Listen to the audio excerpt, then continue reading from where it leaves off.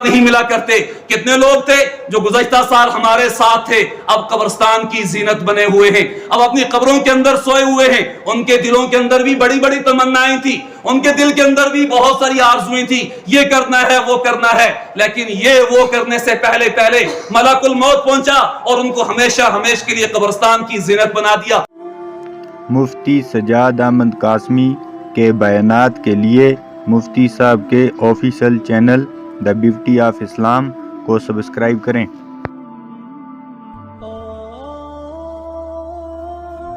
ایک موقع پر حدیث کے اندر آتا ہے، ایک عورت اللہ کے نبی علیہ السلام کی خدمت میں اس کو لایا گیا، اور جب حاضر ہوئی اس کی حالت یہ تھی کہ اس کی جان نکلنے والی تھی. پوچھا کیا ہوا؟ کہا یا رسول اللہ روزے کی حالت میں تھی، لیکن اچانک مجھے بہت زیادہ دقت ہو رہی ہے، پریشانی ہو رہی ہے. اللہ کے نبی علیہ السلام نے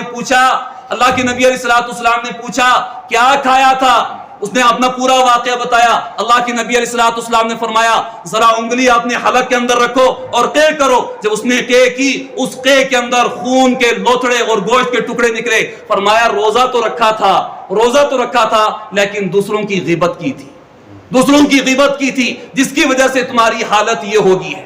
اگر انسان روزے کی حالت میں بھی بدنگاہی سے نہیں بچ رہا، روزے کی حالت میں بھی اس کی زبان جھوٹ بولنے سے نہیں رک رہی، روزے کی حالت میں بھی اس کے کان غلط باتوں کو سننے سے نہیں رک رہے، روزے کی حالت میں بھی اس کے ہاتھ غلط باتوں کو، غلط چیزوں کو پکڑنے سے نہیں روک رہے، روزے کی حالت میں بھی اس کے پاؤں غلط طرف چل رہے ہیں، تو اس انسان سے بڑا بد نصیب کون ہوگا کہ رحمتوں سے محروم ہو کر اپنی زندگی گزار رہا.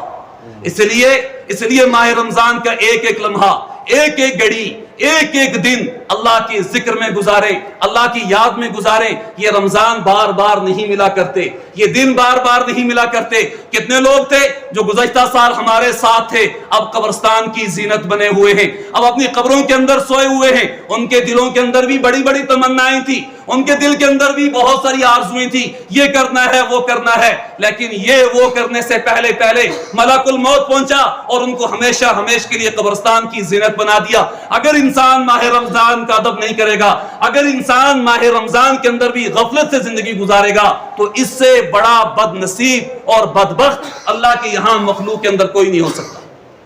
حضرت پیر ذوالفقار صاحب نے اپنی کتاب کے اندر ایک واقعہ لکھا. ایک مجوسی شخص تھا، سورج کی پوجا کرنے والا، پوری زندگی اللہ کا نافرمان تھا، اللہ کا باغی رہا، لیکن ایک کام کیا تھا جس کی وجہ سے اللہ نے اس کی زندگی کو تبدیل کر دیا تھا اور اس کو جنت کے اندر داخل کر دیا تھا. کہ ایک موقع پر اس کا نوجوان بیٹا دن کے اندر، مسلمانوں کا ماہ رمضان چل رہا تھا، گلی کوچوں کے اندر جا کر دن کے اندر کچھ کھا رہا تھا. یہ مجوسی شخص دیکھ رہا تھا. اس نے دیکھنے کے بعد اسے برداشت نہ ہوا کہ مسلمانوں کا ماہ رمضان چل رہا ہے، اور یہ ماہ رمضان کے اندر مسلمانوں کی بستیوں کے اندر جا کر کھا رہا ہے. یہ والد تھا، اسے رہا نہ گیا اور غصے کی حالت میں گیا اور جا کر اپنے بیٹے کو زور سے تھپڑ مارا. کہا تجھے شرم آنی چاہیے، آج مسلمانوں کا ماہ رمضان چل رہا ہے اور تو دن کے اندر، وہ بھی مسلمانوں کی گلیوں کے اندر آ کر، بستی کے اندر آ کر تو کھا رہا ہے، کہ تجھے شرم نہیں آ رہی؟ یہ بات کہنی تھی. حضرت پیر ذوالفقار فرماتے ہیں کہ آخری وقت میں اللہ تعالیٰ نے اس مجوسی شخص کو ایمان کی دولت سے نواز دیا. ایک اللہ والے بزرگ نے اس کو خواب کے اندر دیکھا کہ یہ جنت کے اندر ٹہل رہا ہے. اسے رہا نہ گیا کہ پوری زندگی اللہ کا نافرمان، اللہ کا باغی، بغاوت کرنے والا، اللہ کے ساتھ غیروں کی پوجا کرنے والا، یہ جنت کے اندر کیسے چلا گیا؟